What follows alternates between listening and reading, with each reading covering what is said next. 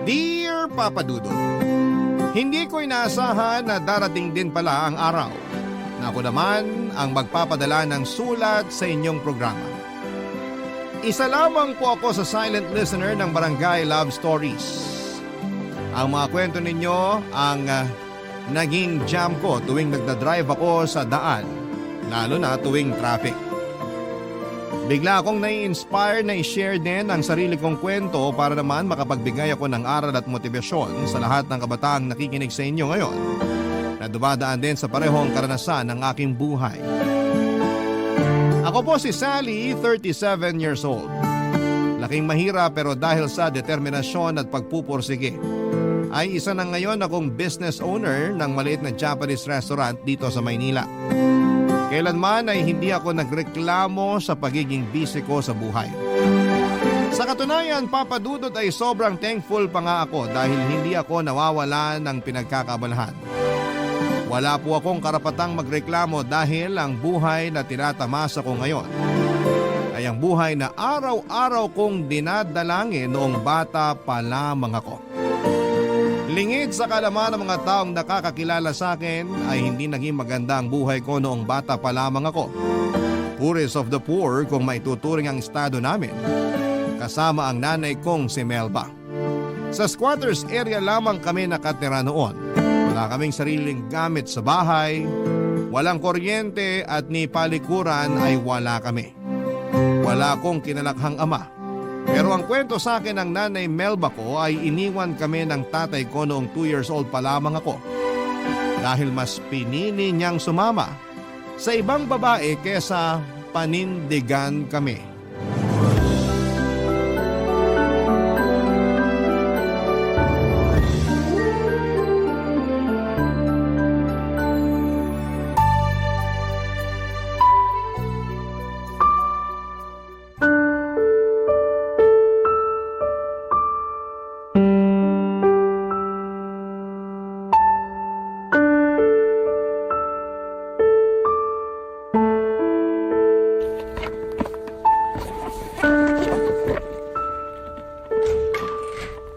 Gilbert, anong ginagawa mo? Bakit ka nag-empake? Aalis na ako rito. Ano? Saan ka naman pupunta? Hindi mo na kailangang malaman pa kung saan ako pupunta. Kailan ka naman babalik? Hindi mo yata naiintindihan yung sinabi ko. Aalis na ako. Hindi na ako babalik dito. Anong sabi mo? Paano si Sally? Iiwan mo siya sa akin? Bahala ka na sa kanya. Kung gusto mo siyang ipampon mo siya. Wala na akong pakialam. Anong walang pakialam? Anak mo yun, Gilbert. Paano mo nasasabi ang bagay na yan? Hindi ko ginustong magkaanak. Alam mo yun. Aksidente lang yung nangyari. Ngayon, kung gusto mong alagaan yung bata, edi alagaan mo. Kung ayaw mo, ibenta mo na lang. Naririnig mo ba yung sinasabi mo? Oo, at malinaw yung mga sinabi ko. Tapos na tayo, Melba. At sa'yo na yung bata kung gusto mo. Paano mo nagagawa to? Dahil ba sa babae mo? Siya bang nagutos na iwan mo kami kaya ka nagkakaganito? Huwag mong idamay dito si Rita. Ako ang nagdesisyon na sumama sa kanya. Wala siyang kinalaman dito. Ah, talaga? Paano wala siyang kinalaman dito? Siya ang dahilan kung bakit mo kami iiwan ng anak mo. Hindi siya ang dahilan kung bakit ako aalis. Ano? Anong dahilan? Sabihin mo sa akin. Kasi ayoko na sa'yo. Ganun lang kasimple yun. Hindi na kita gusto. Sawa na ako sa buhay na meron tayo. Gusto ko magsimula ulit. Dahil hindi naging maganda ang buhay ko sa'yo. Ang kapal ng mukha mo! Grabe ka, Gilbert! Iniwan ko lahat para sa'yo. Nasira ang pangalan ko dahil sa'yo. Pinaglabang kita sa pamilya ko tapos ganitong gagawin mo sa akin. Kasalanan mo na yun. Masyado ka nagpabulag sa pag-ibig, Melba. Sa susunod, huwag mong ibigay ang lahat sa isang tao para kapag iniwan ka, may matitira para sa'yo. Hayop ka! Anong klaseng lalaki ka? Hindi ka na nahiya sa pinaggagawa mo. Kanino naman ako mahihiya? Sa'yo? Wala ka namang ambag sa buhay ko eh. Hayop ka talaga. Tigilan mo ako. Walang hiya ka. Pareho lang tayong walang hiya. Huwag kang magmalinis. Dahil pareho lang tayong makasalanan. Sige, umalis ka. Iwan mo ako, iwan ko rin si Sally. Sabi ko nga sa'yo, ikaw na ang bahala sa batang yun. Kung gusto mo siyang iwan mag-isa, Bahala ka. Gilbert, 2 taong gulang lang yung anak mo. Paano mo nagagawa to? Pasensya na. Pero kahit anong sabihin mo, hindi na magbabago ang isip ko. Maiwan na kita. Sandali, Gilbert! Sandali lang! Ano? Parang awa mo na, huwag mo kaming iwan. Hindi ko alam kung paano kami mabubuhay nang wala ka. Please, huwag ka nang umalis. Nagmamakaawa ako sa'yo, dito ka na lang. Huwag kang lumuhod dyan. Kahit paluran mo ako, aalis pa rin ako. Kaya maawa ka sa sarili mo. Isipin mo naman yung anak mo. Wala siyang magiging ama. Hayaan mo na lang ba yun? Wala din akong amang kinalakihan. Kaya siguradong kakayanin din niyang mabuhay ng walang tatay. Alis na ako. Huwag mo na akong habulin. Gilbert! Sandali lang! Gilbert! Walang niya ka! Karmahin sana kayong dalawa! Sinusumpa ko tong araw na to, hindi kayo magiging masaya ng babae mo! Wala kang kwentang ama! Mabulok ka sana sa impyerno! Simula noon ay mag-isa na akong itinaguyod ni Nanay Melba kahit na sobrang hirap ng buhay namin noon. Pagtungtong ko ng edad na 8 ay nagkaroon ng live-in partner si Nanay, isang construction worker. Na nung una ay mabait pero sakalang lumabas ang totoong ugali nito noong nalulong na siya sa sugal. Naging mapanakit ang boyfriend ni Nanay lalo na tuwing lasing ito. Halos gabi-gabi niyang sinasaktan si Nanay noon. At maging ako ay hindi nakaligtas mula sa malulupit nitong kamao. Halos 2 taon din naming tiniis ang pang-aabuso sa amin ng boyfriend ni Nanay, Papa Dudut. Hindi niya magawang iwan ang lalaki dahil malaki ang naitutulong niya sa amin pagdating sa mga gastusin namin sa bahay. Hanggang sa isang araw ay bigla na lamang ni-raid ng mga pulis ang bahay namin dahil nagtutulak pala ng droga ang kinakasama ni Nanay. Nakulong ang lalaki at simula noon ay hindi ko na ulit siya nakita pa sa buhay namin. Muli ay naiwan kaming mag-ina para harapin ang problema namin sa kahirapan. Papa Dudut, hindi ko makakalimutan kung gaano kahirap ang naging buhay namin noon. Hanggang ngayon ay ginagawa ko pa ring inspirasyon ng batang Sally na patpatin at laging umiiyak gabi-gabi dahil walang laman ng sikmura. Sa kabila ng buhay namin yon ay malaki ang pasasalamat ko kay Nanay Melba dahil hindi siya sumuko. Kahit wala kaming pera ay pinilit niya akong pag-aralin para mapaghandaan ko raw ang kinabukasan ko.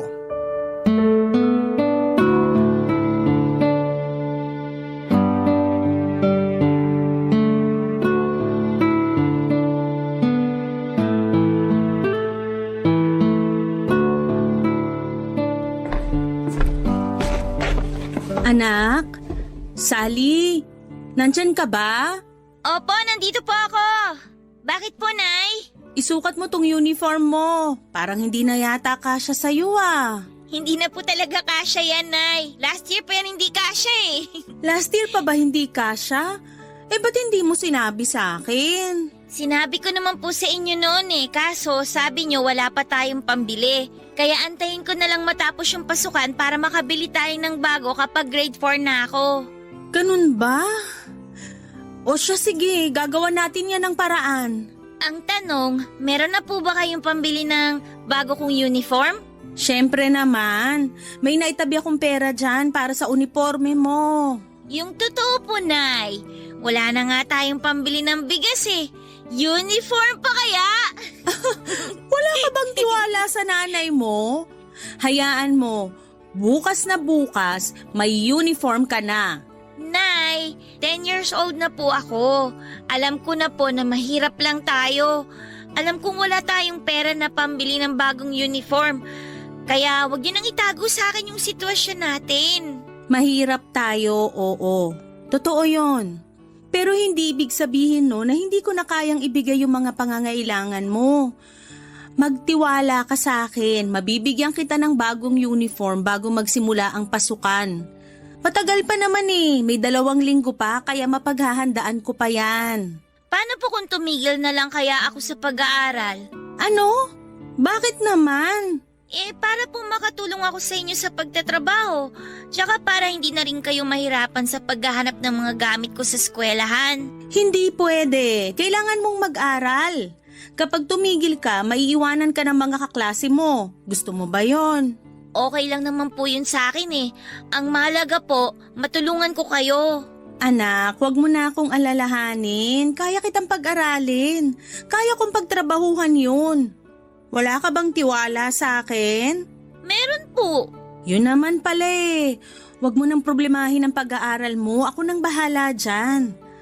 Alam mo ba na edukasyon ang isa sa mga pinakamahalagang sandata na pwedeng magkaroon ng isang tao? Bakit naman po?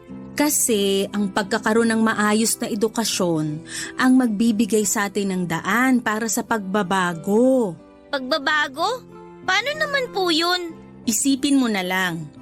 Mahirap tayo ngayon, di ba? Wala tayong perang pambili ng gamit mo sa eskwelahan nyo. Pero kapag nag-aral ka at nakapagtapos, kapag nagkaroon ka na ng diploma, magagamit mo yun para makapaghanap ng maayos na trabaho. Kapag nagkatrabaho ka, magkakaroon ka na ng pera. Hindi ka na mahihirapan sa mga gastusin. Yun ang isa sa mga pagbabagong pwedeng ibigay sa iyo ng edukasyon. Talaga po? Oo. Kailangan mong makapagtapos para magkaroon ng pagbabago sa buhay natin. Kayo po ba? Nakapagtapos po ba kayo? Ako? Hindi eh. Kaya tingnan mo tong buhay natin ngayon.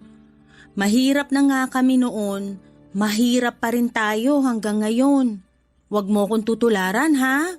Hindi ko sineryoso ang pag-aaral ko, kaya ganito ko ngayon. Sige po, mag-aaral po ako ng mabuti para mabago na natin tong buhay natin. Tama yan. Pagigihan mo ang pag-aaral para yung mga pangarap mo ngayon, makamit mo sa pagtanda mo. O sige na, itabi mo na tong uniform. Hahanap tayo ng kapalit niyan bukas. Sige po! Papa Dudut, isa sa mga magagandang katangian ni Nanay Melba ay ang pagiging madiskarte nito. Kahit na walang pera ay palagi siya naghahanap ng paraan para lamang may pagpatuloy ko ang pag-aaral ko. Kapag malapit na ang pasukan ay nagbabahay-bahay siya sa iba't ibang lugar para humingi ng mga lumang notebook na hindi na ginagamit. Ang ginagawa nito ay binabaklas ni Nanay ang mga notebook na yon sa kanya pagsasama-samahin ang mga pahinang walang sulat. Pinagtatagpi-tagpi niya ito gamit ang yarn para makabuo ng bagong notebook na pwede kong gamitin sa pasukan. Pagdating naman sa uniform ay kinakausap ni Nanay ang mga graduate na mula sa eskwelahang pinapasukan ko para hingin ang mga uniforme nila na hindi na nila gagamitin pa. Ganon din pagdating sa mga sapatos at bag. May mga mabubuting loob naman na nagbibigay tulong kay Nanay at malaki ang pasasalamat ko sa kanila dahil naging parte sila sa success na meron ako sa ngayon. Papa Dudut, kung ang mga kaklase ko noon ay puro brand new ang gamit tuwing nagsisimula ang pasukan, ako'y pawang pinaglumaan ang gamit ko. Ganon pa man ay hindi ko ito kinakahiya dahil alam ko sa sarili ko na ang mga suot at gamit ko sa eskwela, hindi man bago ay pinaghirapan ito ni Nanay Melba ko. Kahit walang baon, kahit walang laman ng tiyan, kahit nanginginig na ako noon dahil sa gutom ay hindi ako tumigil sa pag-aaral. Si Nanay Papa Dudut ang naging motivation ko para magseryoso sa eskwela.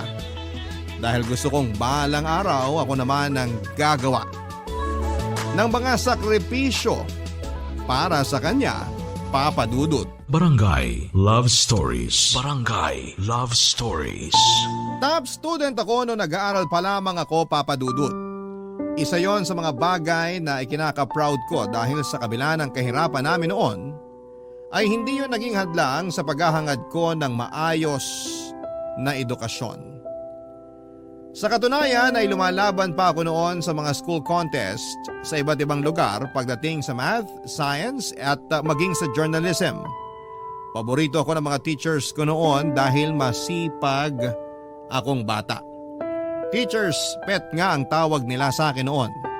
Lagi kasi akong inuutusan ng mga teachers ko na magtinda ng merienda, maglinis ng classroom, bumili ng pagkain at kung ano-ano pa. Kapalit noon ay nakakalibre ako ng merienda at minsan ay inaabutan din nila ako ng kaunting pera. Payakman na maituturing ang pamumuhay namin noon ni Nanay Melba. Masasabi kong masaya pa rin naman ang naging kabataan ko. Kapag walang pasok ay tinutulungan ko si Nanay na magbenta ng gulay. Pagsabit naman ng hapon ay nangangalakal kami. Kada weekends naman ay tumatanggap si Nanay ng labada at naging bonding time na namin noon ang pagkusot ng mga damit. Ambisyosa akong tao, Papa Dudut, at yon ang nag-push sa akin para abutin ang mga pinapangarap ko sa buhay. Lahat ng pwedeng pagkakitaan ng isang bata ay pinasok ko na sa kagustuhang makatulong kay Nanay. Alam ko kasing hirap na siya noon. May mga gabi na kung kailan akala niya ay tulog na ako, lagi ko siyang napapakinggan na humihikbi dahil na rin siguro sa pagod at hirap ng buhay. Bilang isang anak ay ginawa ko na ang lahat para kahit papaano ay mabawasan ang pasang problema ng nanay ko.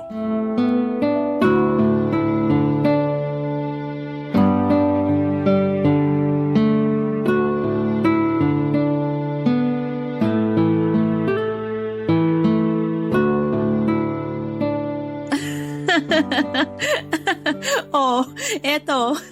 Hulaan mo kung ano tong anino na ginagawa ng mga daliri ko. Ano po yan? Hindi ko po masyadong makita eh. Tapat niyo po yung kamay niyo sa may kandila para mahulaan ko. Oh, ayan. Nilalapit ko na. Nakikita mo na ba kung ano yan? Dinosaur? Hindi. Eh ano po yan? Aso! Ayan yung tenga oh. Tapos itong hindi liit ko yung dila. Parang hindi naman po aso yan eh. Nay, bakit po pala hindi na bumalik yung kuryente natin? Ayaw na tayong pakabitin ng kapitbahay natin eh. May nanguhuli na raw kasi. Hayaan mo, kapag nakapag-ipon ako ng pera, magpapakabit ako ng sarili nating kuryente. Eh paano po ako makakagawa ng assignment niyan? Dito ka na muna sa may kandila. Maliwanag naman eh. Kapag po ako lumaki na tapos nagkatrabaho, magpapakabit po ako ng maraming ilaw dito sa bahay para po maliwanag. Aba, magastos yun sa kuryente. Kahit na po. Nakakatakot kasi kapag madilim eh. Baka po mamaya may sumilip na multo dyan sa may bintana. Naku, tinatakot mo lang sarili mo. Hindi naman totoo ang multo eh. Basta yun po ang bibiling ko kapag may trabaho na po ako. Iba ka rin ano? Ano pa? Ano pa yung mga pangarap mo na gusto mong gawin pagtanda mo? Marami po. Kapag po may sarili na tayong bahay, gusto ko po magpagawa ng swimming pool. Tapos po, gusto ko rin bumili ng relo. Yung pong katulad sa kaklase ko, yung relo po na may calculator. Calculator? Bakit mo naman kailangan ng calculator? Eh magaling ka naman sa math. Eh basta po, ang ganda po kasi nun eh. Ano pa? Anong trabaho naman ang gusto mong gawin? Kapag nakapag-college ka na, anong kurso yung kukunin mo? Gusto ko po doktor. Doktor? Bakit naman yun ang napili mo? Eh kasi po, gusto ko pong tumulong sa mahihirap na hindi po kayang magpa-hospital. Di po ba yung anak ng kapitbahay natin namatay daw po kasi ayaw po nilang itakbo sa ospital kasi daw wala po silang pambayad. Oo, nagkaroon ng pneumonia yung bata tapos ayaw ipagamot sa ospital kasi malaki daw yung sinisingil. Kaya sa bahay na lang siya ginamot. Mga ganong tao po yung mga gusto kong tulungan, Nay. Yung mga tulad natin na mahihirap lang. Ang bait mo namang bata. Iniisip mo pa talaga yung makakatulong sa iba. Mabuti yan. Basta pag-igihan mo lang ang pag-aaral mo. Magiging mabuti at magaling na doktor ka rin paglaki mo. Eh kayo po, Nay, ano po bang pangarap nyo nung bata kayo? Ako? Gusto kong maging teacher noon pero dahil nga hindi ko natapos yung pag-aaral ko, hindi ko naabot yung pangarap kong yun. Sayang naman po. Maliban sa maging teacher, ano pa po yung pangarap nyo noon? Ano pa nga ba? Wala naman na. Ang gusto ko lang naman talaga noon ay magkaroon ng masaya at tahimik na pamilya. Yung kahit hindi mayaman pero hindi naman naghihirap na tulad natin ngayon. Basta yung simpleng pamilya lang, buo, masaya, tahimik, puno ng pagmamahal. Ganun lang kasimple yung pangarap ko noon. Ako na lang po ang bubuo ng pangarap nyong yan, Nay. Ako po yung magbibigay sa inyo ng masayang pamilya. Kapag po nakaahon na tayo sa hirap, gagawin po natin lahat ng gusto nating gawin para po maging masaya tayo kahit po dalawa lang tayo. Talaga ba? Oo naman po! Kaya katulad po ng sinabi nyo, pagbubutihin ko po talaga yung pag-aaral ko po para sa inyo. Maganda yan. Sana patuloy kang bigyan ng inspirasyon ng mga pangarap mong yan. Basta magtiwala ka lang sa Panginoon. Maaabot din natin ang mga nais natin pagdating ng panahon. Papadudot, marahil noon ang mga pangarap ko noong bata pa lamang ako ay parang napaka-imposibleng mangyari. Masyadong matayog. Ang mga kahilingan ko sa buhay na mahirap kamtin, lalo na sa estado namin noon, pero hindi ko ginawang hadlang ang kahirapan para abutin ang mga pangarap na yon. Papadudot kong mahirap na ang buhay namin noon. Mas humirap pa ang mundo namin nung patuloy na sinubok ang tatag naming mag-ina. 15 years old ako noon nung biglang dinapuan ng malubhang sakit si Nanay Melba. Nagsimula ang lahat sa isang simpleng ubo at akala namin ay simpleng lagnat lang ang dumapo kay Nanay dahil maulan noon at ilang beses naulanan si Nanay. Pero ang ubong yon ay hindi na naalis-alis pa. Sa halip kasi na bumili ng gamot ay mas pinili na lamang ni Nanay na gastusin ang kakarampot nitong pera sa pagkain. Hanggang ang ubo nito ay lumala ng lumala. Ang payat nitong katawan ay lalong nangayayat. Bumagsak ang katawan nito pero kahit na ganoon ay hindi tumigil si Nanay. Nagpatuloy pa rin siya sa pagtitinda noon dahil kung hindi niya gagawin yon ay wala kaming kakainin. Dumating noon sa punto na maging ako ay nahawa na rin sa sakit ni Nanay. Mas malala ang dumapo sa aking sakit dahil munti ko na itong kinamatay noon. Tuwing inuubo ako ay may kasama na itong dugo at bigla ring tumaas ang lagnat ko kaya nagmamadali akong tinakbo ng nanay ko sa pinakamalapit na center. Pero ang center na pinuntahan namin ay walang nagawa sa sakit ko dahil sobrang lala na nito. No choice sila kundi ang ipadala ako sa isang public hospital. Wala na akong masyadong maalala ng time na yon, Papadudot, dahil akala ko noon ay mawawala na ako. Sobrang sakit ng dibdib ko tuwing humihinga ako. Hindi rin ako natigil sa pag-ubo hanggang sa sumakit na ang lalamunan ko sa kakaubo. Parang umiikot na ang buong mundo ko noon dahil sa taas ng lagnat ko. At ang tanging memorya ko na lamang noong araw na yon ay ang pag-iyak ni Nanay Melba kasama ang kaibigan niya na si Tia Rosa dahil sa sobrang pag-aalala, Papadudot.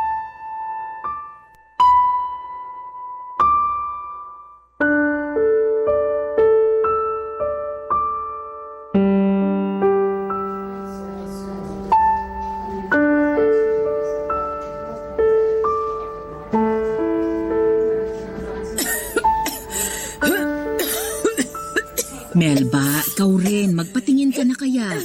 Malala na rin yung lagay mo, oh. Hindi na. Kaya ko na to.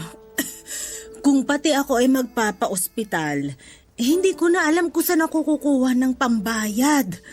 Kanina pa nga ako hindi mapakali kung saan ako kukuha ng pera para dito eh. May naitatabi ka ba dyan na pwedeng mahiram? Naku, wala eh. Ako rin naman maraming bayarin ngayon. Walang-wala rin ako ngayon eh. Ganun ba? Paano na kaya to? Huwag mo nang problemahin yon. Ang isipin mo na lang muna ngayon ay yung kalagayan ninyong mag-ina. Kaya nahawa yung anak mo dahil dyan sa pagpapabaya mo eh. Dapat nung una pa lang, ipinagamot mo na yung sakit mo. Tingnan mo, mas lumala tuloy. Hindi ko naman alam na aabot sa ganito yung sitwasyon namin eh. Magpatingin ka na rin para mabigyan ka na nila ng gamot. Huwag mo nang alalahanin yung gastos. Maya-maya, may darating ng tulong. Tulong? Saan naman manggagaling yung tulong na sinasabi mo? Ganito kasi yun eh. Pasensya ka na kung pinangungunahan kita ha. Pero tinawagan ko kasi si Gilbert. Si Gilbert? Bakit mo naman ginawa yun, Rosa?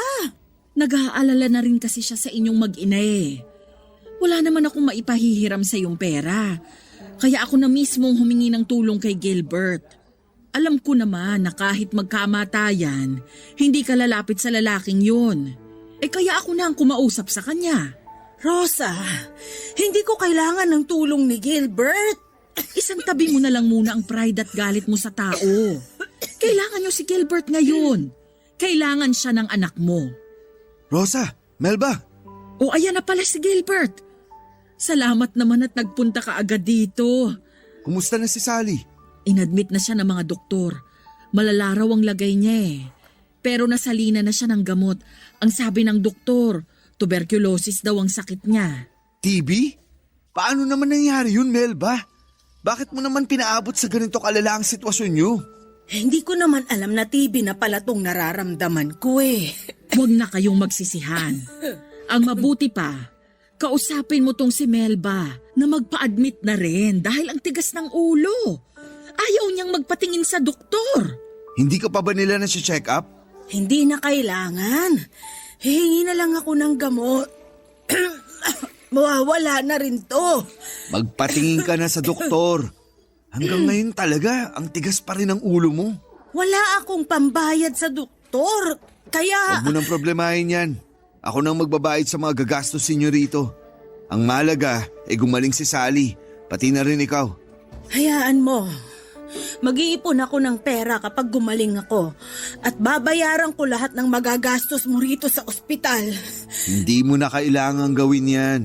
Isa lang naman ang hiniling kong kapalit nitong pagtulong ko eh. Kapag gumaling na kayong dalawa, pakiusap ko lang na wag na kayong lalapit ulit sa akin. Hindi alam ng pamilya ko ang tungkol sa inyo. Kaya please lang, wag niyo na akong guluhin ulit. Naiintindihan mo ba yun, Rosa? Pasensya na talaga. Wala naman na kaming ibang matatakbuhan kung hindi ikaw lang eh.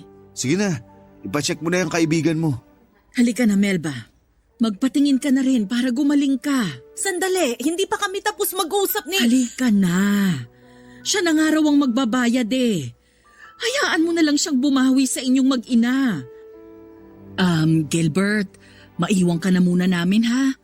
Ipapatingin ko lang to si Melba bago pa siya makahawa ng iba.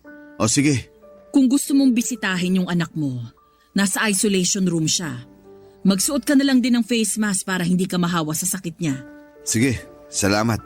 Pupuntahan ko na siya. At ikaw naman, Melba. Doon tayo. Magpapatingin ka para mabigyan ka na rin ng gamot. Sulitin mo na itong kabutihang ibinibigay ni Gilbert. Dahil baka hindi na ulit ito mangyari. Oo na, hindi na talaga ulit ito mangyayari. Nagkaroon pa ako ng utang na loob sa lalaking yun. Hindi yon utang na loob. Kabayaran niya yon sa pag-iwan niya sa inyong mag-ina. Kaya wag mo nang isipin yon. Yung gagastusin niya ngayon, kakarampot lang yon kumpara sa yaman na meron siya ngayon. Halika na. Sa awa ng Diyos ay nakaligtas naman ako sa pagsubok na yon ng buhay ko, Papa Dudut. Dahil sa diretsong gamutan ay mabilis na nawala ang sakit ko, ganun din kay Nanay Melba. Noong nalaman kong ang tatay ko ang tumulong sa amin sa pagbabayad ng mga gastusin sa ospital ay naisipan ko siyang pasalamatan. Hinanap ko kung saan nakatira si tatay pero hindi natuloy ang plano kong pasalamatan siya. Noong nakita ko kung gaano kaganda ang buhay ng ama ko. Malaki ang bahay nila, sakto noon na nasa veranda sila ng kanilang tahanan noong nagpunta ko sa kanila. May 3 siyang anak at puro babae. Maganda rin ang asawa niya habang pinagmamasdan ko sila Mula sa labas na masayang kumakain ng merienda ay hindi ko po maiwasang makaramdam ng inggit. Bigla ko naawa sa sarili ko, Papa Dudut. Anak din ako ni Tatay Gilbert, pero bakit hindi ko man lang naranasan ang buhay na meron ang mga anak niya ngayon? Sobrang saya nila habang kami ni Nanay Melba ay araw-araw naming pinoproblema kung paano kami makakasurvive sa bawat araw namin. Mula sa pasasalamat ay binalot ako ng galit ng mga oras na yon. Hindi ko maiwasang magtanim ng sama ng loob sa kanya dahil sa pagtalikod na ginawa niya sa amin. Pero kahit na ganoon ay wala akong planong sirain ang tahimik na buhay ni tatay. Ang ginawa ko na lamang ay naglakad ako palayo at binalikan si Nanay Melba na natatanging pamilya ko. Simula noon ay pinangako ko na sa sarili ko na gagawin ang lahat para matamasa rin ng buhay na meron si tatay. Ipaparanas ko rin kay nanay kung papaano ang mamuhay ng payapa at walang iniisip na kahit na anong mga problema. Barangay Love Stories. Barangay Love Stories. Papa Dudut, ginawa ko ang lahat para maigapang ko ang pag-aaral ko. Pagtungtong ko ng kolehiyo ay nag-apply ako ng scholarship na handog ng aming mayor. Naghanap din ako ng trabaho para may mapagkunan ako ng panggasto sa eskwela. Hindi naging madali ang pag-abot sa buhay ko na pinapangarap ko. May punto noon na naiiyak na lamang ako dahil sa sobrang pagod. Pero pagkatapos umiyak ay sige pa rin ako sa pagsulong. Mahirap man ang mag-aral ng pagod ay okay lang. Kahit na walang tulog at gutom ay nalalampasan ko ang lahat ng ito. Dahil na rin sa suporta at pagmamahal sa akin ni nanay. Kumapit ako sa Panginoon at humingi ng gabay sa Kanya na sana ay makayanan ko ang bawat araw pang darating sa buhay namin ni Nanay Melba. At ang mga panalangin kong yon ay ibinigay naman sa amin ng may kapal, Papa Dudut. Dumating ang araw na nakapagtapos ako ng college gamit ang sarili kong dugot pawis. Nang makuha ko ang diploma ko ay agad akong naghanap ng trabaho at nagsimulang mag-ipon. Paunti-unti ay dahan-dahan kong inangat ang buhay namin mula sa laylayan. Dumating kami noon sa moment na hindi na namin problema ang araw-araw na pagbili ng bigas dahil kaya ko nang bumili ng pang-isang linggo. Kung noong bata ako ay puro pinaglumaan ang mga suot kong damit. Noong nagkatrabaho ako ay nakabili na ako ng sarili kong damit. Ganon din si Nanay Melba na nakakapagsuot na rin ng mga magagandang kasuotan. Mabagal man pero dahan-dahan kong ibinigay kay nanay ang comfort na deserve niya, Papa Dudut.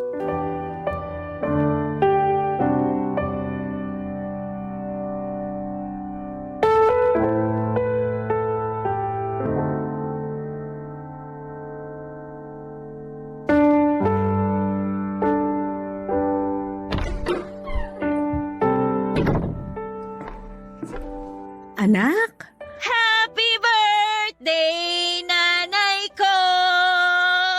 Wow! Totoong cake ba yan? Oo naman, Nay! Chocolate cake tapos may sarili pang birthday greeting. Oo, di ba? Lapag ko na dito sa lamesa, Nay, ha? Naku, salamat anak! Deserve niyo to, Nay! Oh, hipan niyo na tong kandila. Tapos hiling kayo ng isang bagay na gusto niyong matupad. Wala na akong mahihiling pa. Ang gusto ko lang gawin ngayon ay magpasalamat sa mga pagpapalang natatanggap natin ngayon. Ay. Hipan ko na ba? Opo! Ayan! Happy 50th birthday po, Nay! Oy, may binala rin po akong pansit dito. Halika na, Nay. Kumain na tayo. Maupo na kayo dyan. Sige na. Salamat! Siyempre, hindi magiging birthday celebration to kung walang regalo. May regalo ka para sa akin? Oo naman, Nay! Natatandaan ko pa po nung bata ako, Kahit wala tayong handa, hindi pwedeng wala kang regalo sa akin tuwing birthday ko. Kaya ako naman ngayon na magbibigay sa inyo ng regalo. Eto po, Nay. Ano naman to? Buksan niyo na po. Wow! Blouse! Sakto paboritong kulay ko pa to. Yellow na floral. Salamat talaga dito, anak ha. Kayo po ang dapat kong pasalamatan, Nay. Kasi kung hindi dahil sa inyo, hindi naman natin maaabot kung ano man ang meron tayo ngayon. Hindi niyo ako pinabayaan noon, kaya ako naman ngayon ang magbabalik ng lahat ng sakripisyo na ginawa niyo para sa akin. Sinong mag-aakala, no? Naaabot din pala tayo sa ganitong klase ng buhay.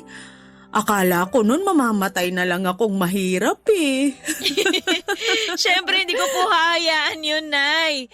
Hindi ba't nangako nga po ako sa inyo na ako ang aabot ng pangarap ninyo? Ito na po yun. Unti-unti na nating naaabot yung mga pangarap na yun. Wala pa tayo sa buhay na talagang gusto natin, pero at least ramdam naman natin na malapit na tayo sa rurok. Konting tiis pa, Nay. Magiging maayos din ang buhay natin. Sa totoo lang, masaya na ako sa ganito eh. Maayos na ang tirahan natin, may ilaw na tayo, may gamit. Hindi na tayo namumroblema sa pagkain. Doon pa lang, sobrang nagpapasalamat na ako sa mga biyayang to. Hindi pa yan sapat, Nay. Mas pag-iigihan ko pa po ang pagtatrabaho dahil kulang pa to sa lahat ng paghihirap na ginawa ninyo noon. Gusto ko na magbuhay donya kayo. Gusto ko magsuot kayo ng mga mamahaling alahas. Gusto ko na tiles na sahig na nga apakan ninyo. Yun ang gusto kong buhay na matamasa ninyo, Nay. Salamat, anak.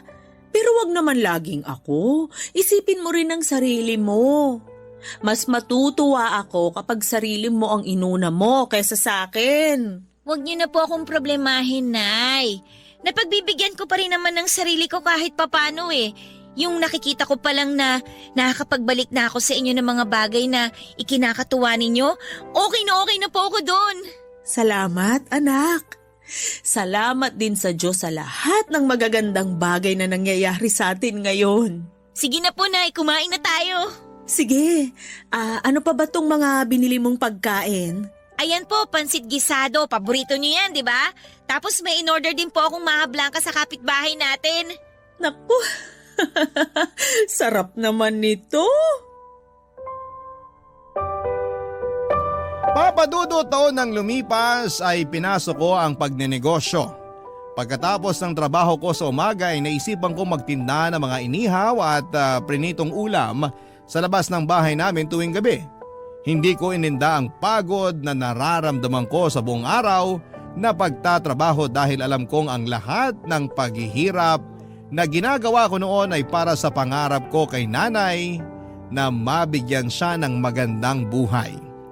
Marami ako naging customer sa maliit na business na pinatayo ko, Papadudot. Sa pamamagitan noon ay nadagdagan pa ang ipon ko hanggang sa nakalipat kami ni nanay sa mas maayos na bahay. Hindi naglaon ay nakapagpunda na rin po ako ng ilang appliances tulad ng maliit na ref, electric fan at pati na rin gas stove. Kahit na hindi pa ganoong kalaki ang sweldo at income na nakukuha ko noon ay hindi ako nakalimot sa pinanggalingan ko. Kung ano ang ginawa sa amin ng mga mabubuting tao noon na tumulong sa amin ay ginawa ko rin yon nang umayos ang buhay namin. Nagdo-donate ako sa simbahan ng maliit na halaga ng pera at tumutulong din ako sa mga kabataang kapuspalad hanggang sa isang karinderyang naisipan kong ipatayo.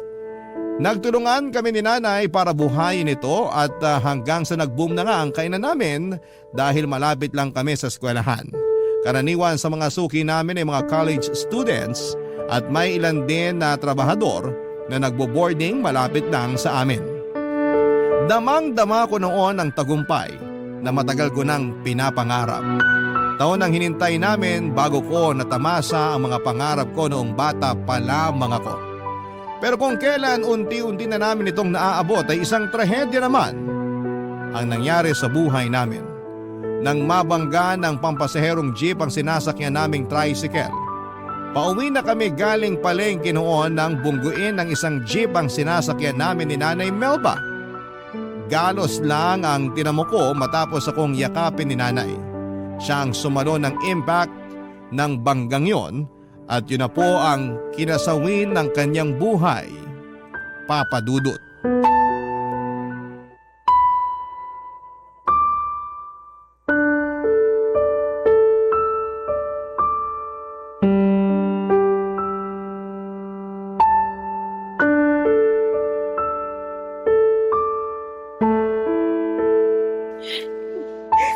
Sally, Yang Rosa, wala na po si Nanay. nakikiramay ako sa'yo. Hanggang ngayon, hindi ko pa rin po talaga matanggap na wala na po yung nanay ko. Mahirap talaga. Kailanman hindi natin matatanggap ang maagang pagkawala ng mahal natin sa buhay.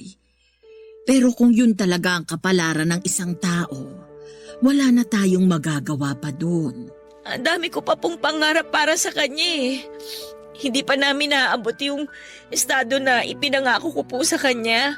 Wala naman yan sa naging estado nyo sa buhay eh. Kung ako ang tatanungin mo, masaya na si Melba kahit noon pa kasi nagkaroon siya ng isang napakabuting anak na tulad mo. Aanhin ko pa po yung pagiging mabait kong anak kung hindi ko naman nasuklian yung mga paghihirap sa akin ng nanay ko. Tignan mo yung sarili mo ngayon. Maayos na ang pamumuhay mo. Maganda na ang buhay mo. Malayo ka na sa dating Sally na butot balat.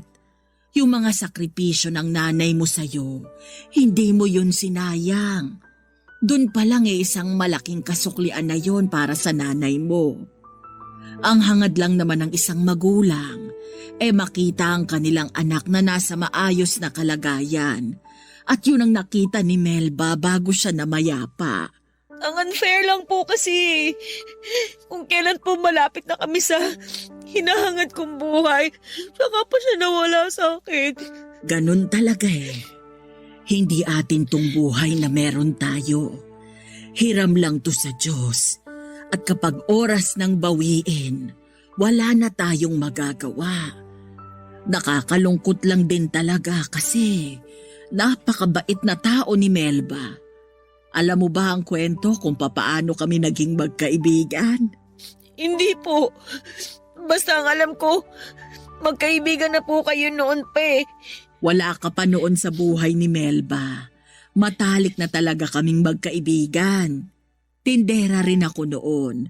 Magkatabi lang kami sa pwesto ng nanay mo. Ako ang naging witness ng naging pag-iibigan nila Melba at ng tatay mong si Gilbert. Ano po bang nangyari sa kanilang dalawa? Bakit po sila nagkahiwalay? Ang totoo niyan, hindi ko rin alam.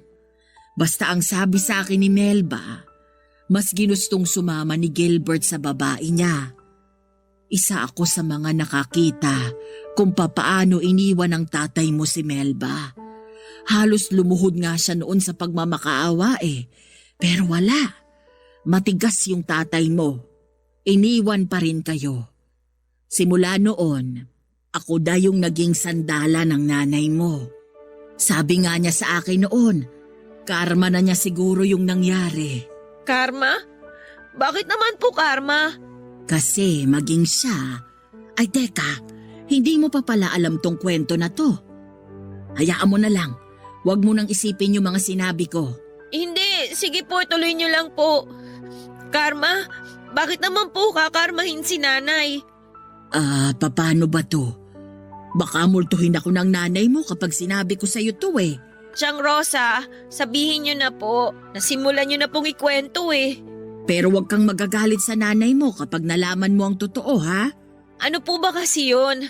Bakit naman po ako magagalit kay nanay? Kasi ang totoo niyan, kabit rin ni Gilbert si Melba. Ano po? Kabit po si nanay? May asawa si Gilbert noon, si Salome.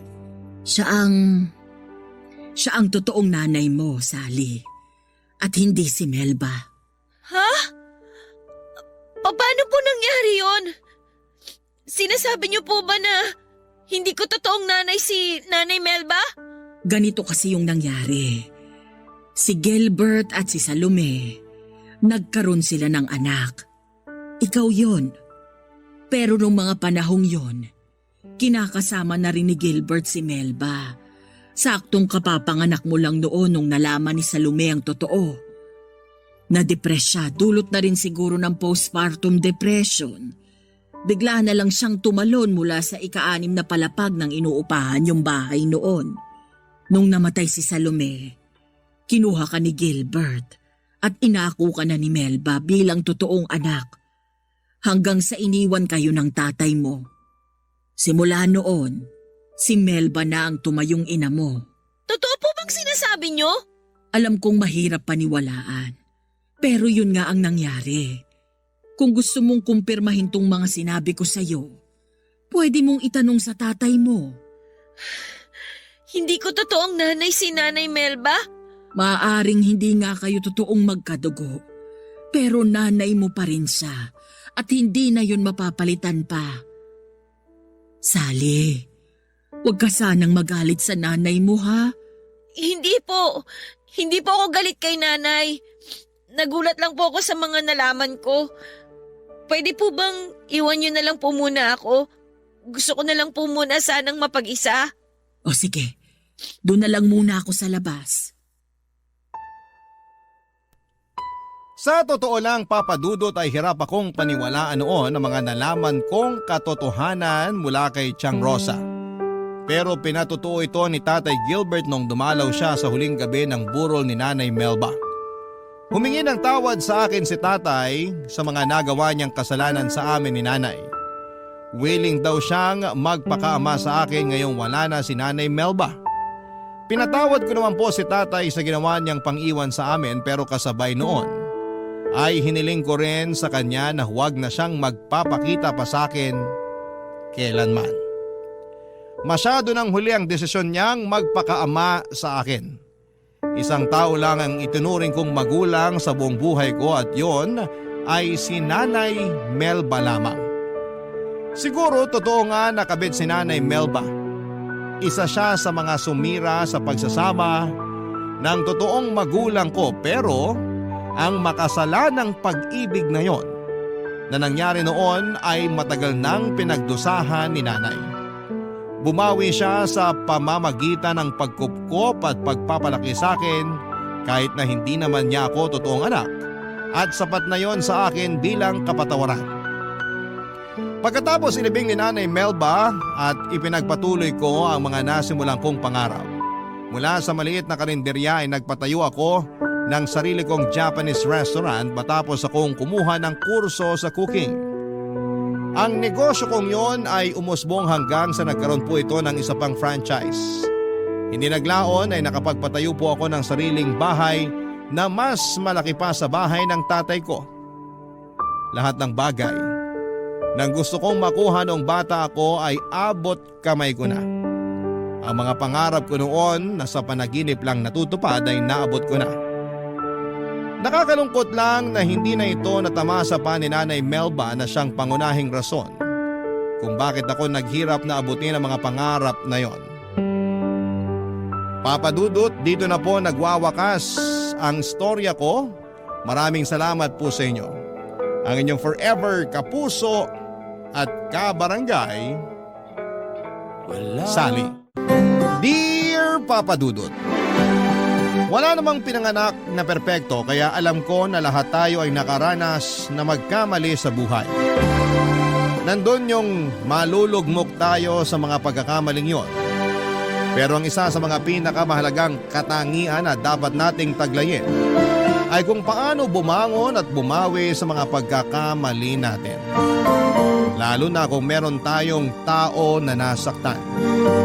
Yun din ang isa sa mga aral sa buhay na itinuro sa akin ng namayapa kong lola na masasabi kong dala-dala ko pa rin hanggang sa pagtanda ko.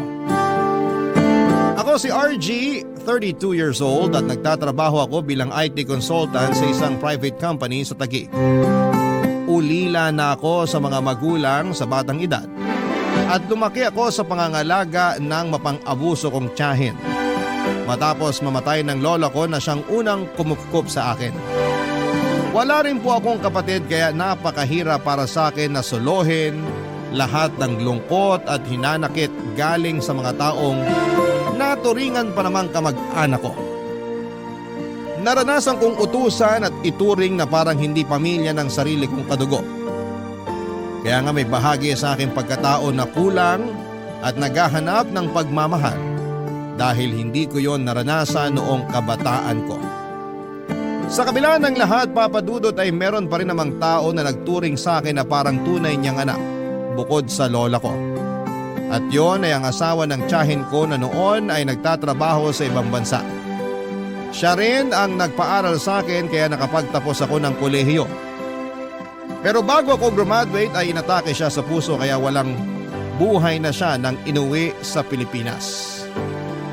Sobrang lungkot ko noon dahil hindi man lang ako nakapagpasalamat ng personal sa taong hindi ko kadugo pero nagtrato sa akin ng mabuti.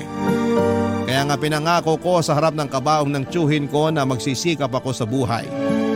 Pero nahirapan pa rin akong umusad lalo na at araw-araw ay pinamumuka sa akin ng tiyahin ko. Nakasalanan ko raw kung bakit namatay ang asawa niya. Hindi ko alam kung bakit ako ang sinisisi niya pero siguro'y alam niya kung gaano ako kamahal ng mister niya. Kaya nga pagkatapos ng libing ng tiyo ko ay nagbalot-balot na ako ng mga gamit at damit saka umalis sa bahay nila. Wala pa akong trabaho noon.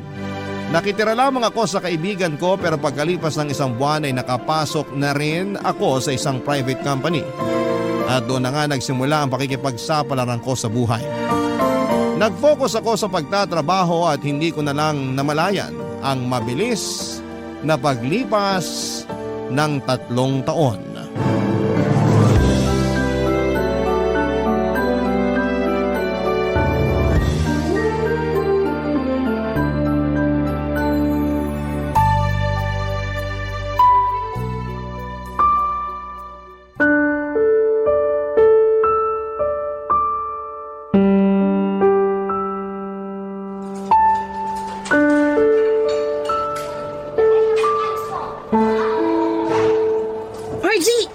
RG!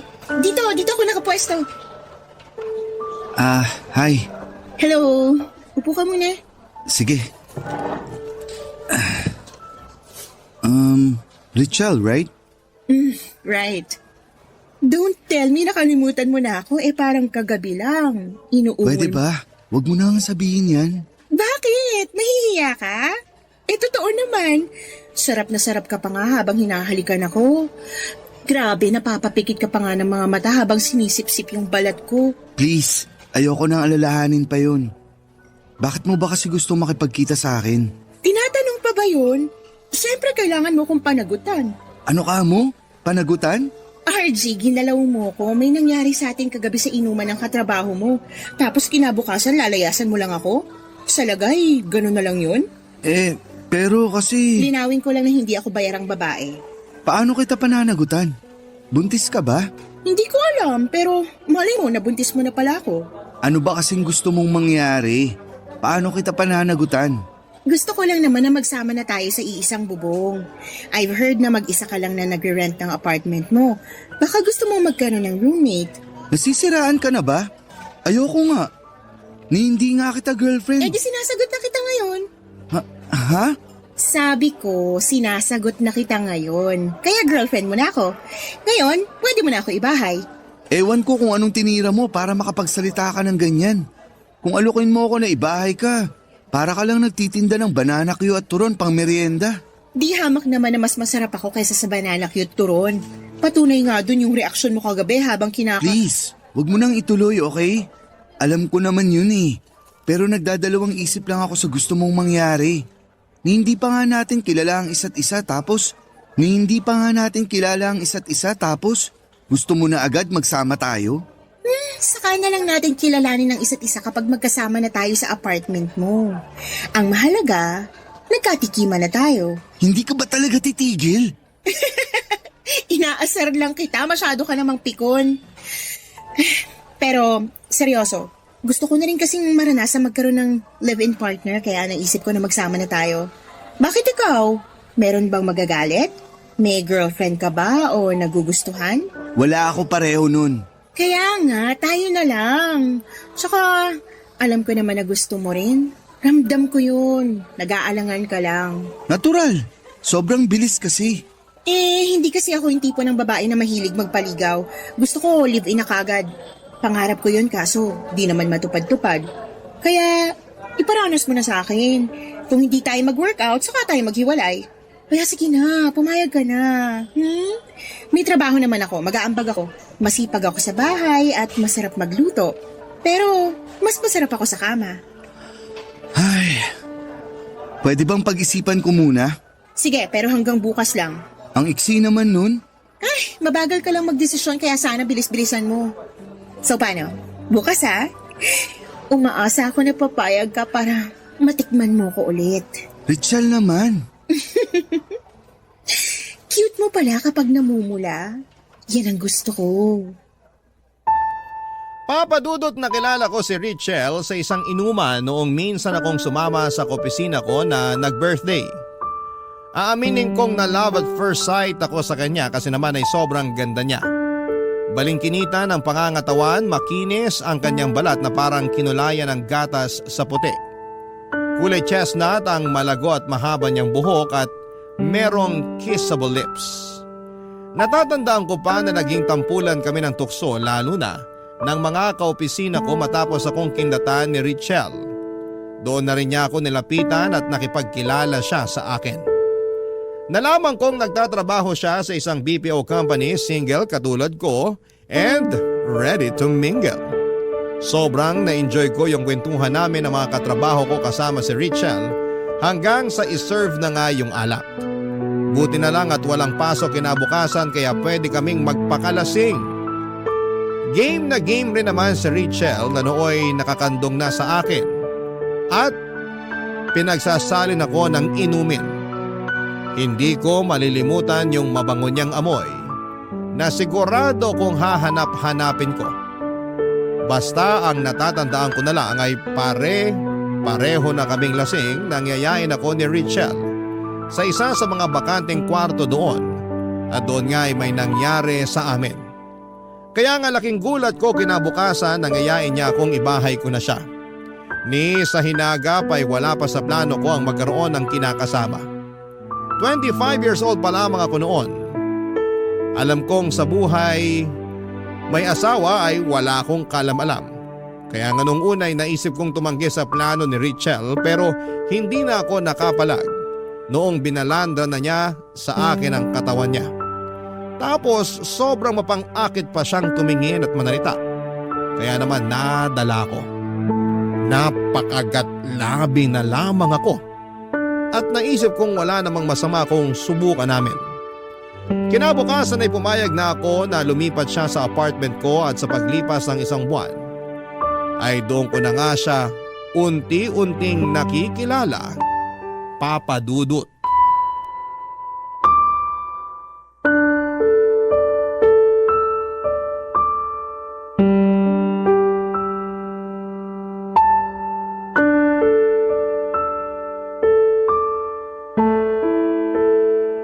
Pwede bang mag-usap tayo ng masinsinan, Richel? Pwede rin bang mamaya na? Kita mo nang wala pa sa wisyo yung tao eh. Ang sakit pa kaya ng ulo ko tapos parang nasusuka ako pero nawala naman na. Gosh, ano ba naman pakiramdam to? Yan na nga yung gusto kong pag-usapan natin. Yung tungkol sa pag-iinom mo. Ano bang problema? Nagpaalam naman ako sa'yo. Di ba nag-text ako, sabi ko iinom kami ng mga katrabaho kong babae. Tsaka wala namang pasok ngayon, kaya ayos lang yun. Ayos lang, pero tingnan mo nga itsura mo. Bakit? Ano ba itsura ko? Mukha ka ng miserable. Sakit mo naman magsalita. Ikaw kaya may hangover. Hindi mo yan mararanasan kung kinontrol mo lang pag-inom mo. Sinabihan na kita na huwag kang magpapakalasing, di ba? Pero ang tigas ng ulo mo. Natatandaan ko ganyan ka rin nung isang linggo. Doon naman sa inuman nyo nang nag-birthday yung supervisor. Nangako ka pa nga sa akin na hindi ka na magpapakalasing. Tapos nangyari na naman ulit ngayon. Dapat talaga huwag ka nang uminom. Yung hindi lang ako magpapakalasing ang pwede kong tuparin sa mga sinabi ko sa'yo. Pero hindi mo ako mapapatigil sa pag-inom kasi hinahanap-hanap na ng atay ko yung alak. Kaya tinodo mo na pagpapakalasing kagabi. Oo, pero kasi nagkasiyahan na kami. Alam nga namang maging KJ ako, diba? Ewan ko sa'yo. Bakit ka ba kasi nagagalit? Nung una pa lang naman, alam mo mahilig akong uminom. Sa inuman pa nga tayo nagkakilala, diba? Tapos may nangyari pa sa atin. Tapos na yun, okay? Huwag mo nang ulit-ulitin. Sungit mo naman, Honey Bunch. Huwag mo nga akong tawagin yan. Seryoso ako sa sinabi ko ah. Ano ba kasi yung sinabi mo? Pakiulit, medyo di nagsinkin sa utak ko. Ang sabi ko, dapat huwag ka nang uminom. Ang sabi ko rin, imposible yon kasi hinahanap-hanap na ng atay ko yung alak. Tsaka, pagtatalunan pa ba natin yung tukol sa bagay na yun? Masakit na ang ulo ko, RG. Huwag mo na akong piliting gawin yung ayaw ko. Concern lang naman ako dyan sa atay mo. Baka magkasakit ka ng malala dahil sa ginagawa mo sa sarili mo. Oh, ang sweet mo naman. Concern ka pala sa akin. Seryoso nga ako. Huwag mo nga akong ganyanin. Na-touch lang naman ako eh. At na-appreciate ko yung concern mo. Pero huwag ka na mag-alala kasi matibay itong atay ko. Subok ko na to. Hindi to umaatras sa lahat ng hamon ng alak. Bahala ka. Ang tigas ng ulo mo. Ay naku, nakakainis ka naman eh. Imbis kasi na asikasuhin mo ako dahil may hangover na nga yung tao, sinisermonan mo pa ako. Ay, nakatulong yan, grabe. Alam mo, kung ganyan lang din naman, mabuti pa iwanan mo na lang ako dito sa kwarto, matutulog na lang ako. Ayaw kita kasama rito kasi puro kadakdak, daig mo pa kami mga babae manermon. Di naman kita magulang, no? Ay, sorry na. Hindi ko naman sinasadya eh. Gets ko naman na concerned ka. Sinabi mo na yan eh. Pero baka nakakalimutan mo na hindi na ako bata. 26 na ako. Nasa tamang edad na para magdesisyon sa sarili ko. Tsaka, wala ka pa sa buhay ko. Nagiinom na ako. Sanay na katawan ko doon. Pero, buhay pa rin ako at malakas. Kaya sana, huwag mo na lang pakialaman yun kasi naglilibang lang naman ako eh. Stress na nga yung tao sa trabaho tapos dinadagdagan mo pa. Kaya nga, sorry na. Babawi na lang ako sa'yo. Sige, sabi mo yan ah. Oo. Ano bang gusto mong gawin ko? Gusto mo bang ipagluto kita ng makakain? Hindi, busog pa ako. Pero, gusto ko bili mo ako ng bag. May nakita ako sa online, ang ganda. Tingnan mo, dali! Papadudo tama naman si Richelle nang sabihin niyang kinasanayan na niya ang pag-inom ng alak at hindi ko yon basta-basta mayaalis sa kanya. Lalo na at gawain na rin niya yun bago pa kami magkakilala. Pero nung binili ko na siya ng bag ay nakinig na siya sa akin nung sabihin ko na sana'y maghinay-hinay siya dahil napapagod ako sa kakasundo sa kanya pag nagiinom siya, lalo na at madaling araw o alanganin yung lugar. Bukod doon ay gusto ko rin na isaisip niya na may kinakasama na siya. Hindi na siya single katulad ng dati. Nagkabati rin naman kami, Papa Dudut, pagkatapos ng pagtatalong yon. Bagito pa kami sa setup namin pero unti-unting natututunan naming magtiwala at irespeto ang isa't isa. Sa loob ng isang taong pagsasama namin sa iisang bubong ay masasabi kong maraming nagbago at nag-adjust sa lifestyle ko. Magaling sa kama si Richelle. Nasasatisfy niya ang pangangailangan ko. Siguro kung may issue man kami ay tulad pa rin ng dati na naming pinagtatalunan. Walang iba kundi ang pag-iinom niya at pagiging party girl. Hindi ko mapigilang mag-alala lalo na at grabe siya kapag nalalasing. Nawawala talaga siya sa katinuan at may tendency na gumawa siya ng mga bagay na pwede niyang pagsisihan pag napapasukan ng alak ang kanyang sistema. Hindi ko makakalimutan yung nalasing siya isang beses at nagubad ng underwear noon sa inuman namin. Barangay Love Stories. Barangay Love Stories. Papadudot masasabi kong mas lumalim yung feelings ko para kay Richelle nang magsama na nga kami sa iisang bubong.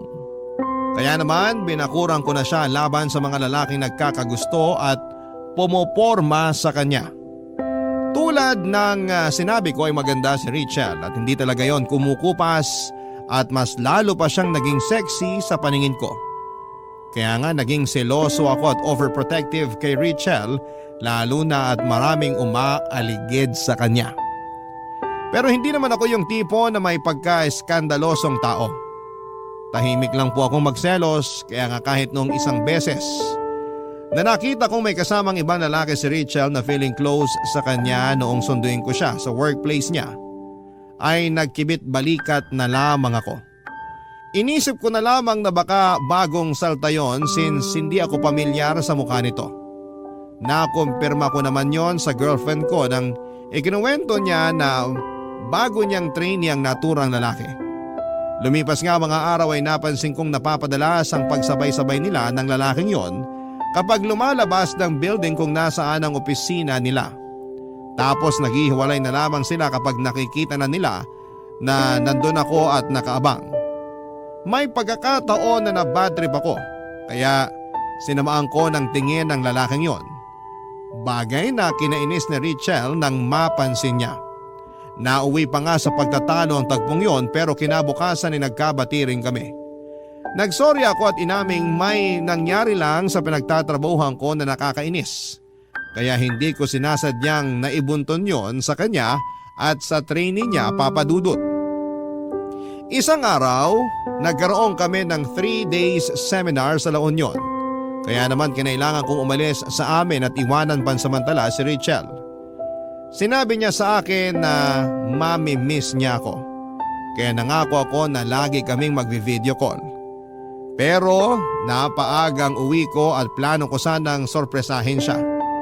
Bumili pa nga ako ng paborito niyang bulaklak at chocolate cake pero pagbukas ko ng pinto ng apartment namin, ako pala ang nasorpresa.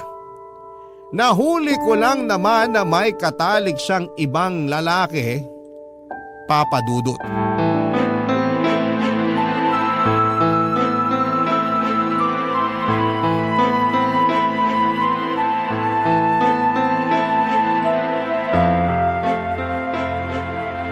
Lintik naman, Rachel! Harap-harapan mo kung winalang hiya eh! Sorry na nga, RG. Hindi ko naman sinasadya eh. Anong hindi mo sinasadya? Dinig na dinig ko pa ungol mo habang nakapatong sa'yo yung lalaking yun. Tapos, dito niyo pa talaga ginawa sa apartment ko? Hindi na talaga kayo naiya? Nadala lang naman kami ng bugso ng damdamin. Miss na kasi kita, kaya akala ko ikaw siya. Anong akala mong ako siya? Pwede ba? Huwag mo nang bilugin ulo ko. Dinadagdagan mo pa talaga kasalanan mo. Bakit di mo na lang sabihin na malandi ka? Sobra ka naman magsalita, RG. Nakakabastos ka na. Nababastusan ka sa akin? Ano pa kaya yung ginawa nyo ng lalaking yun? Hindi ba yung kabastos-bastos sa parte ko? Kaya nga humingi ako ng sorry. Tao lang nagkakamali. Ikaw ba perpekto? Hindi rin naman, diba? Hindi nga, pero di ako gumagawa ng ganyang klaseng bagay. Marunong ako mag-control, Rachel. Hindi katulad mo. Nawala lang ako sandali. Nangatik ka na bigla, tapos nagpakamot ka na agad sa ibang lalaki. Magdahan-dahan ka sa pananalita mo. Bakit? Anong gagawin mo? Sasampalin mo ako? Sige, subukan mo. Hindi porke nagawa ko yung bagay na yun ay masamang tao na ako. Ewan ko kung mahina ka lang umintindi o sadyang wala ka talagang utak eh. Nadala nga lang ako ng damdamin ko. Akala ko ikaw yun kasi miss na kita. Kayo nga mga lalaki pag natutuksot humingi ng tawad sa aming mga babae, pinapatawad namin kayo kasi mahal namin kayo. Pero pag kami, tingin nyo na agad Makati at ano pa, marumi. Ibang bagay naman yun. Hindi ako ang nakipagtalik sa ibang lalaki rito, kundi ikaw. Kaya wag mong ibalik sa akin yung kasalanan mo. At wag mo na rin subukang magpalusot dahil kahit anong sabihin mo, hindi na mabubura sa utak ko kung ano yung nakita ko. Ang kakapal ng mukha nyo. Dito pa talaga kayo nagmilagro sa pamamahay ko. Sana man lang, nagkaroon kayo kahit kaunting kahihiyan sa katawan. Lalo ka na. Sa kakasalanan mo pa rin naman dahil nagpakalasing ka na naman. Ilang beses na natin pinag-usapan yung tungkol sa pag-iinom mong yan, pero hindi ka talaga nakikinig. Ang tigas ng ulo mo. Tapos isisisi mo sa alak yung kalandian mo? Wala ako nilalanding ibang lalaki pag hindi ako lasing. Anong wala? Halata naman close na close kayo nung lalaking yun. Kasi kung hindi, di ka rin magtitiwala sa kanya na ihatid ka rito sa apartment natin. Hindi mo siya patutuloyin dito at walang mangyayari sa inyo. Kaya sigurado ako na kahit di kayo lasing, gagawa pa rin kayo ng milagro. Sumusobra ka na sa mga sinasabi mo sa akin, ha? Hindi ako ganong klase ng babae, kaya wag mo akong pagsalitaan ng ganyan. Talaga lang ha? Pumayag ka nga may mangyari sa atin nung unang beses na nagkakilala tayo. Tapos sasabihin mo hindi ka ganong klaseng babae? Lokohin mo lelang mo, Richelle. Di ka lang malandi. Haliparot ka rin. Kapal ng mukha mo. Akala mo kung sino ka kung makapagsalita. Mas makapal ang mukha mo. Malandi ka.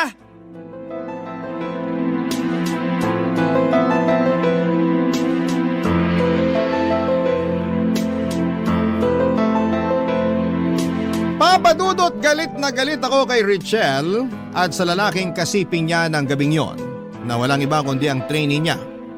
Gulat na gulat silang pareho nang maaktuhan ko sila habang nakapatong sa GF ko ang lalaking yon bago ko siya dinambahan para suntukin at gulpihin.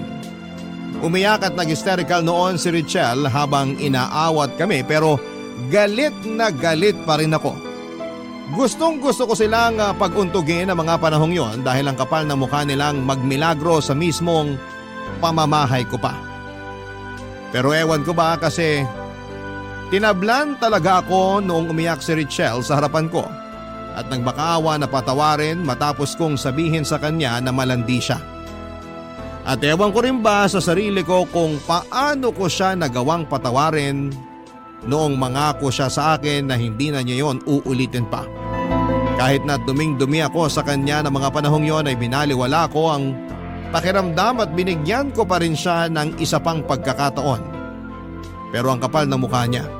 Kasi inulit na naman niya ang panloloko sa akin. Hindi ko na idedetalye kung paano ko nalaman pero hindi rin naman niya kasi tinatago. Para bang proud na proud pa siya sa mga pinaggagawa niya kaya nawala na lang ako ng gana sa kanya. Kahit na magkasama kami sa iisang bubong. Tinuring ko na lamang siya na parang hangin, lalo na at ayaw naman niyang makipaghiwalay sa akin.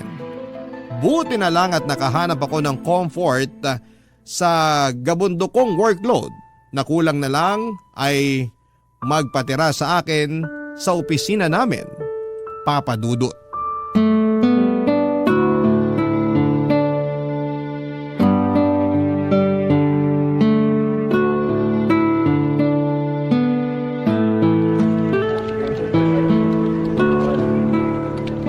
Hi, Sir RG. Break time ha. Hindi ka pa kakain?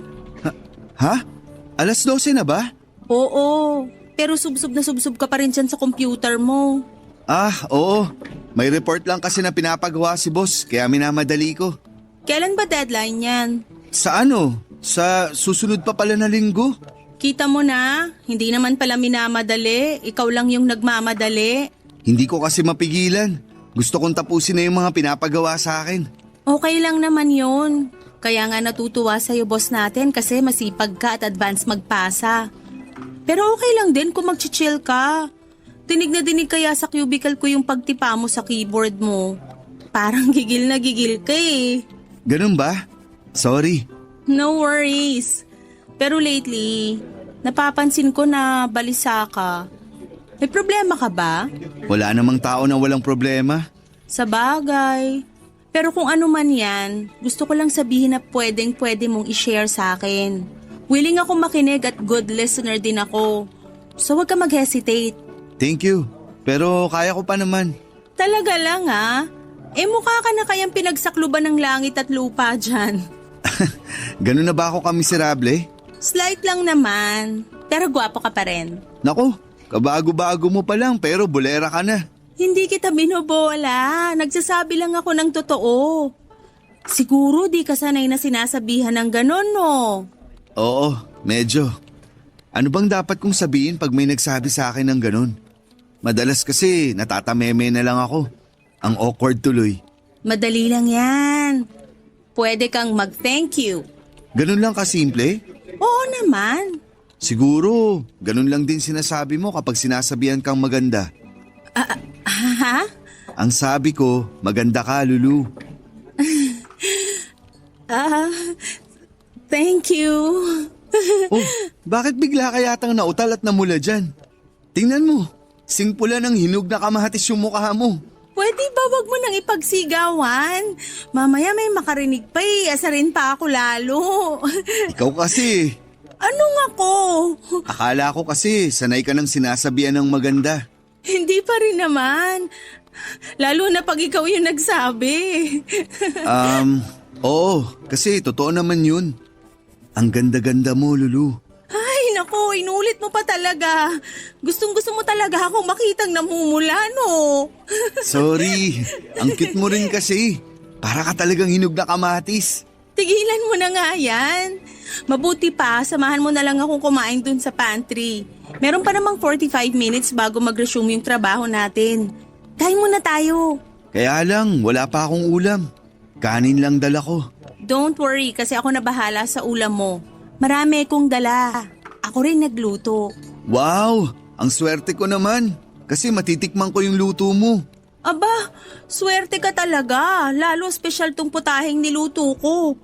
Saka gusto ko rin talaga na matikman mo to. Kaya, halika na. Kumain na tayo. Sige. Sakto, bigla ako nagutom. Magugutom ka talaga kasi oras na para kumain. Kaya nga damihan mo lang ang pagkain para mabusog ka. Okay, sige. Basta sabi mo.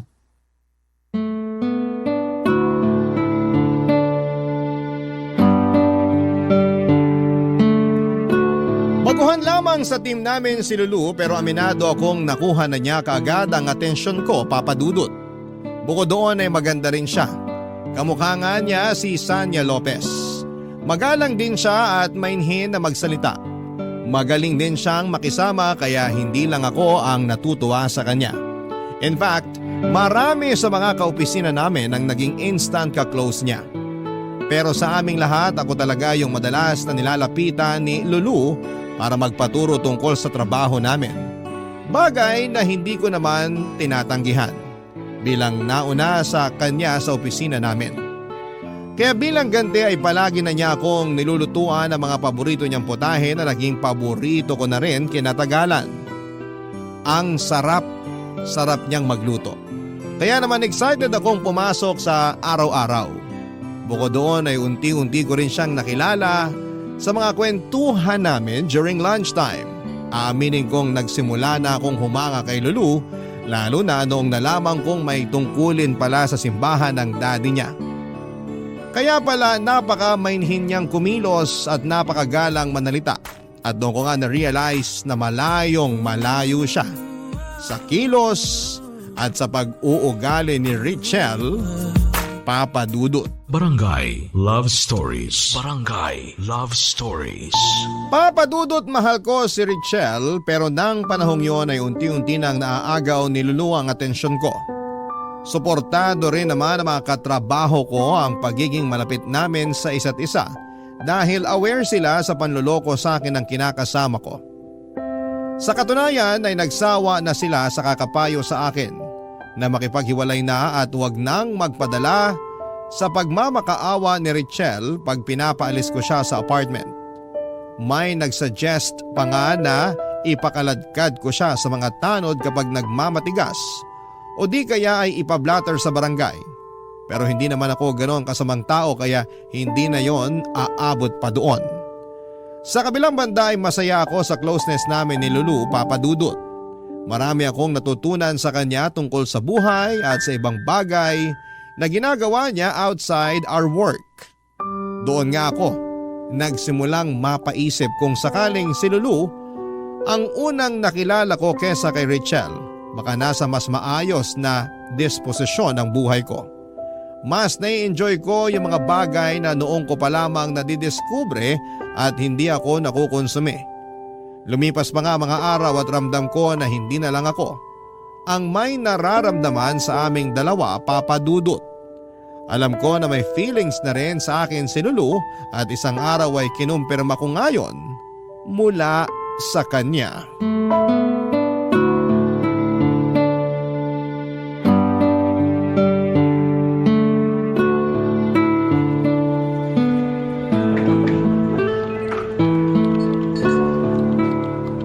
Alam mo, kung lagi mo akong pinagluluto nitong mga masasarap mong potahe, siguradong hahanap-hanapin ko na to. Wala namang kaso kung hanap-hanapin mo. Di naman ako mawawala. Lagi kitang ipagluluto kung gusto mo. Gusto ko, pero bakit mo ginagawa to? Bakit ang bait-bait mo sa akin? Ha? Ano? Kasi Sabihin mo na, hindi naman ako magagalit. nahihiya kasi ko. Baka kung ano isipin mo eh. Subukan mo lang. Malay mo naman, di ba? Sabihin mo na sa akin yung reason mo kung bakit mabait ka sa akin at palagi mo akong pinagluluto. Kasi gusto kita, RG. Oh, okay. Nagsimula lang yun sa simpleng pagkakrush eh. Pero lumalim ng lumalim habang unti-unti kitang nakikilala. Gusto ko lang talagang magpapansin sa'yo kaya pinatikim kita ng luto ko. Pero di ko akalain na masasarapan ka. Na magugustuhan mo kaya naman natuwa talaga ako. Pero masarap naman kasi talaga yung luto mo at gustong gusto ko. Oo. Kaya nga simula nun, palagi na ako nagluluto ng ulam o di kaya dessert para sa'yo. Masaya ako kapag nakikita kitang kumakain, lalong-lalo na kapag masyado kang subsub sa trabaho. Worried talaga ako sa'yo noon kasi di ka man lang nagbe-break time. Naisip ko tuloy, may mabigat kang problema na pinagdadaanan kaya apektado yung gana mo sa pagkain. Meron, pero ayos na naman ako ngayon. Hindi na ganun kabigat yung problema ko. Talaga? Oo, at lahat ng yun ay dahil sa'yo. Ang totoo, pinagagaan mo ang bawat araw ko. Lagi na akong excited pumasok sa office kasi alam kong makikita kita at matitikman ko na naman luto mo. Kaya salamat kasi nandyan ka. Naku, wala yun. Tungkol naman dun sa sinabi mong gusto mo ako, Kalimutan mo na yun. bakit naman? Nahihiya kasi ko. Wala namang nakakahiya dun. Lalo na't gusto rin naman kita. Ano? Gusto rin kita, Lulu. Hindi lang gusto. Mahal na nga yata kita eh. Seryoso ba yan? Baka nagbibiro ka lang Sabihin mo na para mapatawad pa kita sakaling prank lang yan. Hindi ako nagbibiro. Hindi to prank. Matagal na talaga kitang gusto. Hindi ko lang sinabi agad kasi nagdadalawang isip ako na baka merong magalit. Magalit? Oo, katulad ng boyfriend o manliligaw. Naku, wala ako noon. Saka kung meron man, hindi na ako titingin pa sa ibang lalaki. Kaso nga wala. Ikaw ba? Wala rin. Yun naman pala eh. What if ligawan kita? Pumapayag ka ba? Oo naman. Pero, what if wag na? Kasi ganun din naman yun. Anong ganun din naman yun? Sasagutin din naman kita, kaya i-advance na natin. Oo na agad ang sagot ko. Kung ganun, payag ka nang maging girlfriend ko? Oo, RG. Tayo na. Totoo ba yan? Hindi ako nananaginip ha? Hindi nga. Sige nga, urutin mo ako. Okay, sabi mo eh. Aray ko! Oh, sabi mo kurutin kita. Oo nga. Ibig sabihin, totoo nga na girlfriend na kita. Hindi lang ako makapaniwala pero ang saya-saya ko, Lulu. I love you so much. Maniwala ka na kasi totoo yun. I love you so much din, RG. Pwede ba kitang halikan? Oo naman. Habang nasa lunch break pa sila. Papadudot, ang totoo ay may bahagi sa akin na gustong makiganti kay Richelle nang maging kami ni Lulu. Pero kinain ako ng konsensya ko dahil napakabait na tao ni Lulu. Hindi niya deserve na lokohin at pagmukhaing tanga. Kaya naman sinabi ko sa sarili ko na kailangan kong gawin ang tama. Doon nabuo ang desisyon ko na tuluyan ng makipagkalas kay Richelle sa ayaw at sa gusto niya. Hindi niyo naman ako masisisi kung bakit nawala na ako ng amor sa kinakasama ko. Mali ko lang siguro ang pumayag akong maging kami ni Lulu kahit na magkasama pa rin kami ni Richelle sa isang bubong. Doon pa lang niloko ko na si Lulu dahil wala siyang kamalay-malay na in a relationship ako. Pero plano ko na talagang tapusin ang lahat sa amin ni Richelle. Kaya lang ay nagmatigas naman siya. Ayaw din niyang umalis sa apartment ko kaya ako na lamang ang umuuwi sa apartment ni Lulu para makasama siya. Kabado ako na baka malaman niya ang tungkol kay Richelle pero buti na lamang at wala namang nagkukwento sa kanya sa opisina namin na may kinakasama na ako. Siguro alam din nila na deserve ko si Lulu at hindi na kami in good terms ni Richelle. Anumang reason nila ay thankful ako dahil suportado nila ang relasyon namin ni Lulu, kaya lang ay totoo nga ang kasabihan na wala pong lihim na hindi nabubunyag.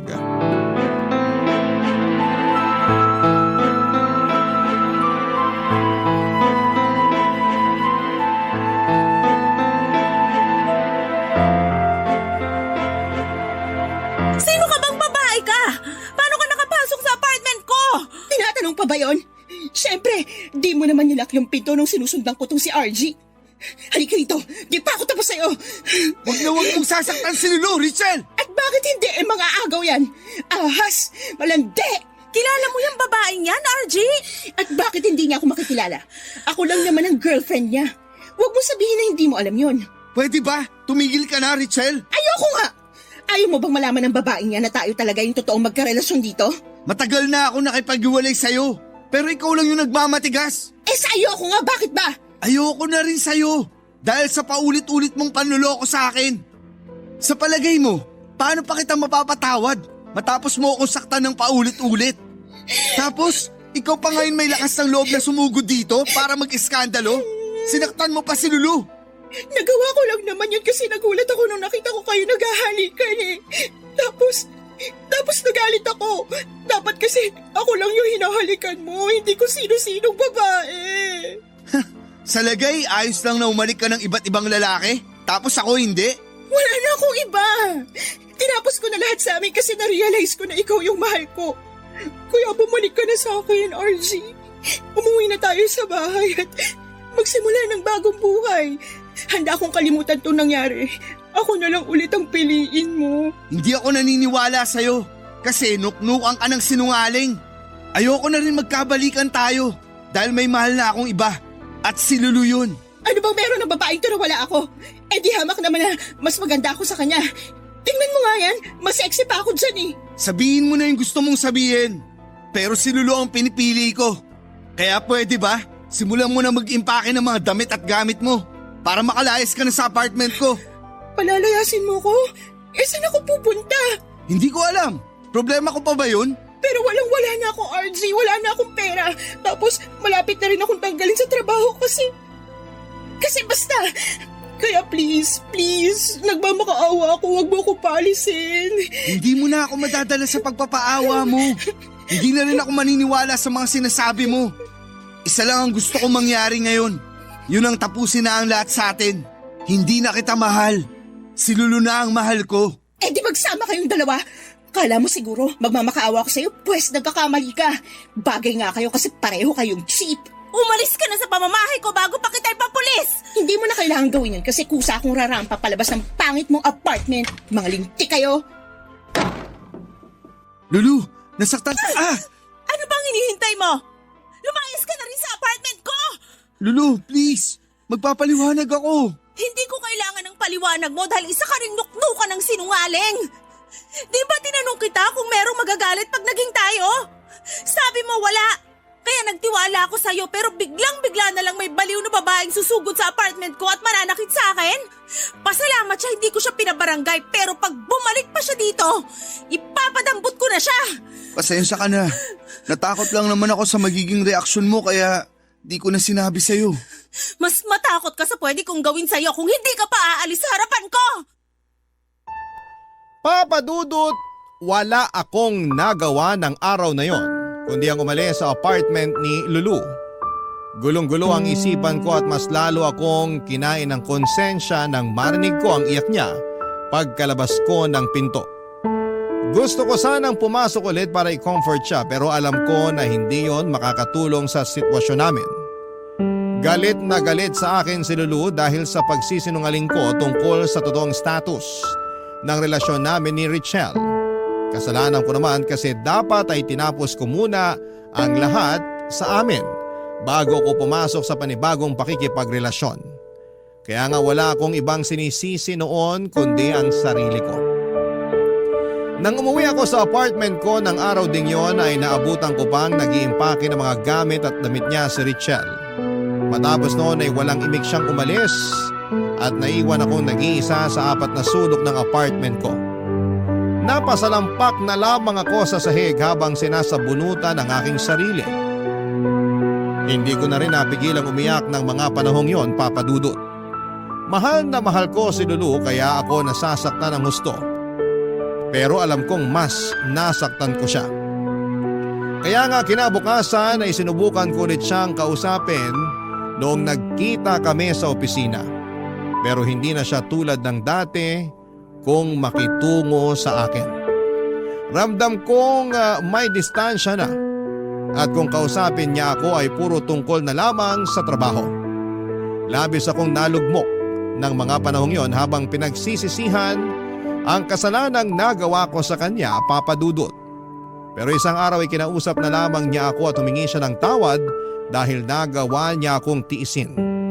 Nagkaiyakan kami at nagkapatawaran, Papa Dudut. Si Lulu kasi yung klase ng babae na hindi mapagtanim ng galit. Marami akong sinabi sa kanya at marami rin siyang sinabi sa akin. Sa huli nagkasundo kaming maghiwalay at maging mabuting magkaibigan na lamang, Papa Dudut. Pero mabuti ang Diyos, lalo na sa mga taong lubos na nagsisisi sa mga kasalanang nagawa nila. Kasi pagkaraan ng 4 na buwan ay hindi nawala ang feelings namin ni Lulu para sa isa't isa. Unti-unti kaming nagkalapit lalo na nung nagsimula na akong umattend sa mga gathering ng simbahan nila. Doon ko rin nakilala ang mga magulang niya at ang buong pamilya niya. Hindi nga nagtagal ay nagkaaminan kami ng feelings ni Lulu at doon namin nakumpirma na mahal pa rin namin ang isa't isa. At doon na ulit namin sinimula ng panibagong pahina ng aming pag-iibigan. Sa kasalukuyan, Papa Dudut, ay kasal na kami ni Lulu at pinagbubuntis na niya ang first baby namin. Walang pagsidla ng kasiyahan ko dahil nakilala ko na ang babaeng iniharap ko sa altar na siya ring makakasama kong bumuo ng aming pamilya. Mahal na mahal ko si Lulu at siya ang dahilan kung bakit kumpleto na ang pagkatao ko. Siya ang rason, Papa Dudut, kung bakit naranasan ko ng mahalin ng totoo at buong buo.